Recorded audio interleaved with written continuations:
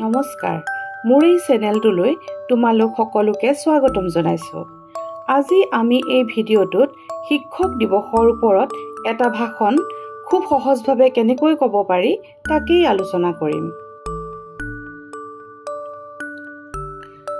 নমস্কাৰ, সন্মানীয় আজিৰ সভাৰ সভাপতি মহোদয়, আমাৰ বিদ্যালয়ৰ অধ্যক্ষ মহোদয়, শিক্ষক শিক্ষয়িত্ৰীসকল, লগতে মোৰ মৰমৰ বন্ধু বান্ধৱী তথা দাদা বাইদেউ আৰু ভাইটি ভণ্টিসকল।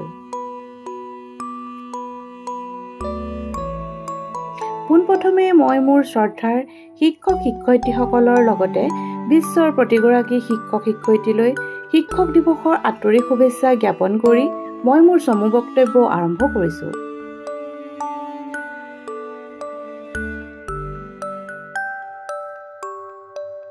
আজি এই পবিত্ৰ দিনটোত মোক দুষাৰ ক'বলৈ সুযোগ দিয়াৰ বাবে শিক্ষাগুৰুসকলক বহুত ধন্যবাদ জনাইছো।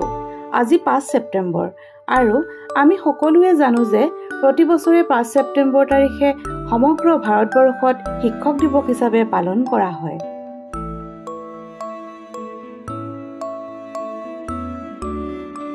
এই দিনটো শিক্ষকসকলৰ বাবে এটা গুৰুত্বপূৰ্ণ দিন। 5 ছেপ্টেম্বৰ হ'ল ভাৰতৰ প্ৰথম উপৰাষ্ট্ৰপতি তথা দ্বিতীয় ৰাষ্ট্ৰপতি ডক্টৰ সৰ্বপল্লী ৰাধাকৃষ্ণন দেৱৰ জন্মদিন।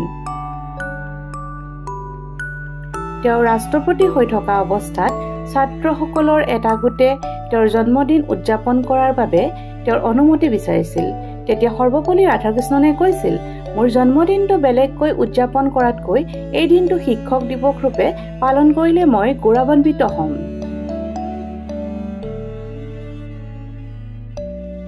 তেতিয়াৰ পৰাই এই 5 ছেপ্টেম্বৰ দিনটো শিক্ষক দিৱস ৰূপে পালন কৰি অহা হৈছে।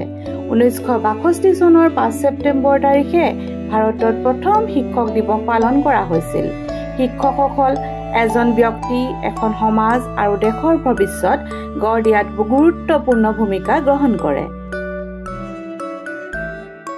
শিক্ষক হ'ল আমাৰ জীৱনৰ সেইজন ব্যক্তি যিজনে আমাক সদায় উৎসাহিত কৰে, ভুলবোৰ আঙুলিয়াই দিয়ে আৰু সাহসী হ'বলৈ শিকায়। শিক্ষকসকল হ'ল জ্ঞানৰ ভাণ্ডাৰ স্বৰূপ, যাৰ পৰা আমি জীৱন পথত আগুৱাই যাবলৈ প্ৰয়োজনীয় সকলো জ্ঞান আহৰণ কৰিব পাৰোঁ। গতিকে আমি সদায় আমাৰ শিক্ষাগুৰুসকলৰ কথা মানি চলা আৰু সন্মান কৰা উচিত।